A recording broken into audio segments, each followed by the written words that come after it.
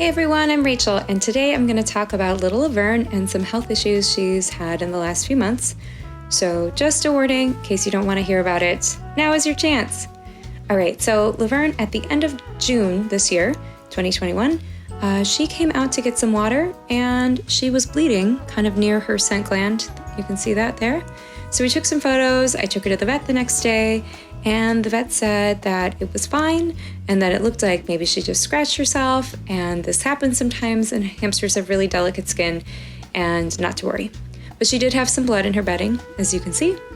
So, I cleaned that out, and they told us she'd be fine.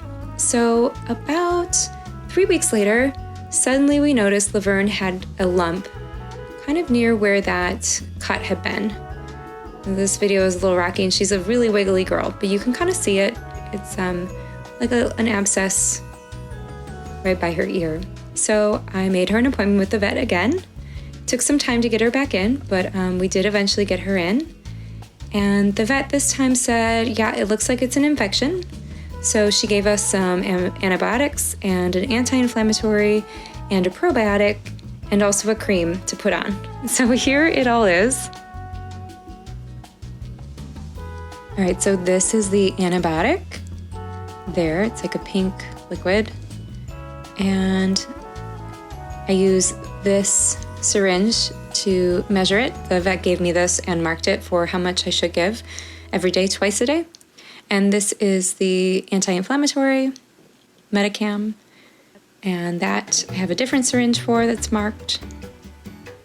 And then I also have this probiotic, Back.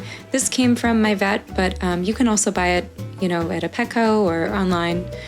It's pretty widely available, and I decided to administer the medication in baby food. I used carrot, green bean, and sweet potato, and she seemed to like that at first.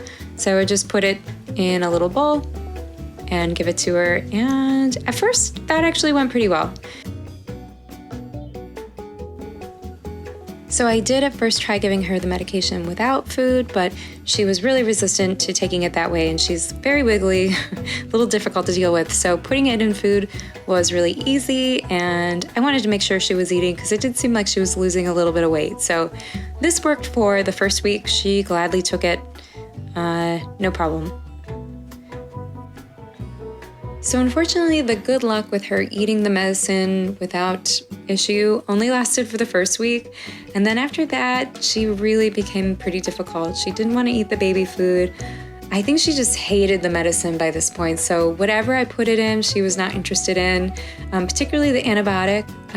I would try putting it in mac and cheese and what else? Bananas. And maybe the first time she would eat it, but the next time she wouldn't, because she would learn, oh, I'm not having that again. And you can see, here she is, coolly ignoring the food. After several weeks of using all of my saucers for Laverne, I decided to invest in some Laverne-sized saucers.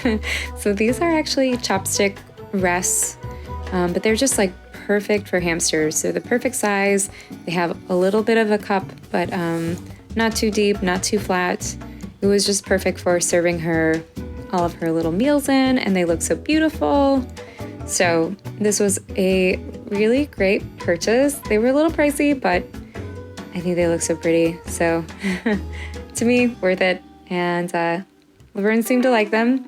Good to give her something a little more Laverne-sized. And here's little Laverne using her new plates. I will say, although Laverne hated the antibiotic, the probiotic she almost seemed to enjoy eating, and the anti-inflammatory she seemed more neutral to. I think she didn't like it because she didn't like the antibiotic and she didn't trust it, but it was mostly the antibiotic, and the probiotic was pretty easy.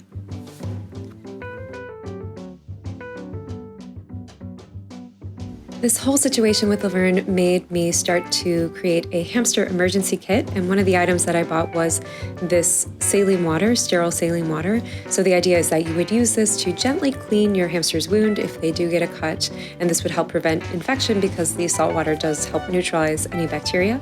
If you're interested in building a hamster emergency kit, I will leave a link to the video I watched below. It's from Hopping Hammy and Taxonomist, and it was super helpful, and I think it's great to be prepared for any kind of hamster emergency in case your vet isn't open. All right, so after a few days of struggling getting her to take her medicine, we switched to a new method, which was putting little drops of the antibiotic on seeds, and then she would just shove them in her mouth before she realized what she was doing. And this seemed to work. I mean, she reacted. She definitely didn't like the taste, and she would wipe at her face and be annoyed, and she would maybe refuse the same type of seed. So one thing we had to do is switch it up. Like sometimes I'd put it on a sunflower seed and sometimes on something else. So you just had to be careful so she didn't get wise to which seeds were the tainted ones. She is pretty clever when it comes to her seeds. So you did have to be smart about it. But yeah, this was pretty successful. And we continued to do this until her next check-in appointment with the vet 3 weeks later.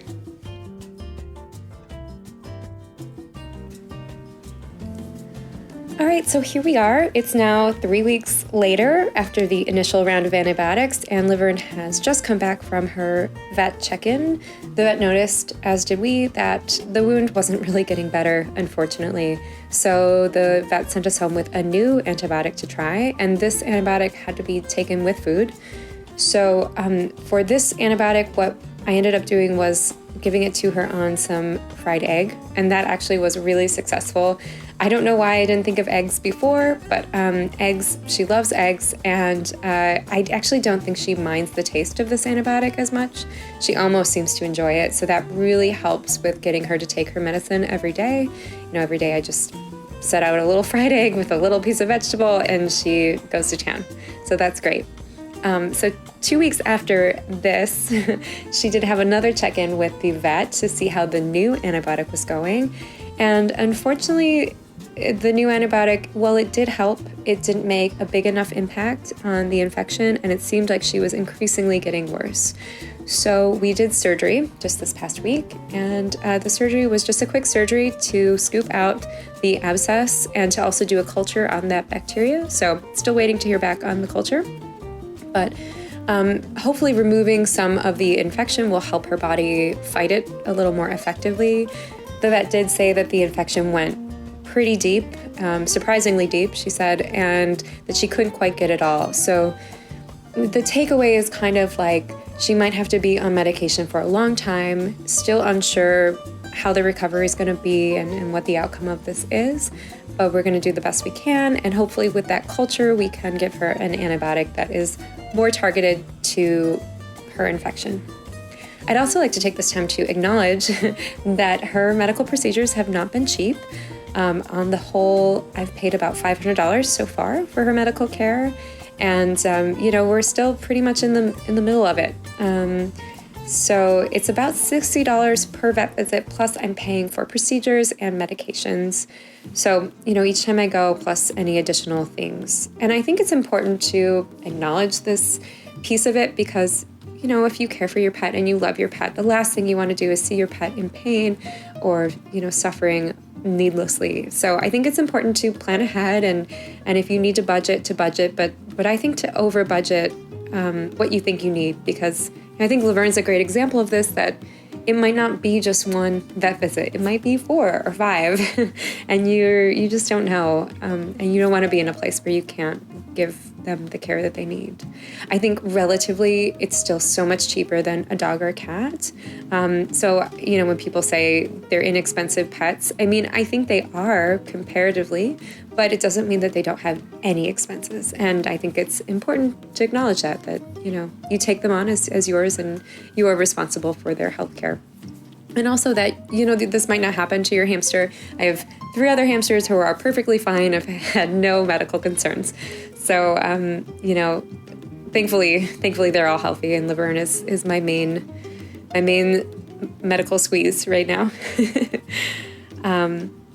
But since her medical concerns started, I will also say that I removed her sand bath and any coconut fiber from her area. I've also removed any hemp, and I removed that cork log that you can see in the background there since she came back from surgery. She actually has 2 staples now, which will be removed in 10 days, but I just don't want anything to go wrong with those staples, and I want to keep any complications to a minimum. So paper bedding, pretty much just paper bedding. And sometimes I bring her to a playpen, and that playpen has a fleece liner. So very little risk there with the paper bedding or the fleece liner, but just trying to keep that to a dull roar. So I hope that sharing Laverne's story has been helpful to you today. Maybe some of you have gone through similar health sagas with your hamsters or small animals. If you've had a similar story, I would love to hear it. Please leave me a comment below and tell me, what happened and how you dealt with it. And if you have any questions or thoughts, I'd love to hear from you as well. So please leave me a comment below. And thank you as always for watching. I will update you with Laverne's health updates as soon as we make some progress here. So hoping that she has a fast and speedy recovery, and that my primary concern is that she lives a happy and healthy life that is not painful and, enriching and all of those things that she deserves. So, all right, I will see you in my next video. Bye.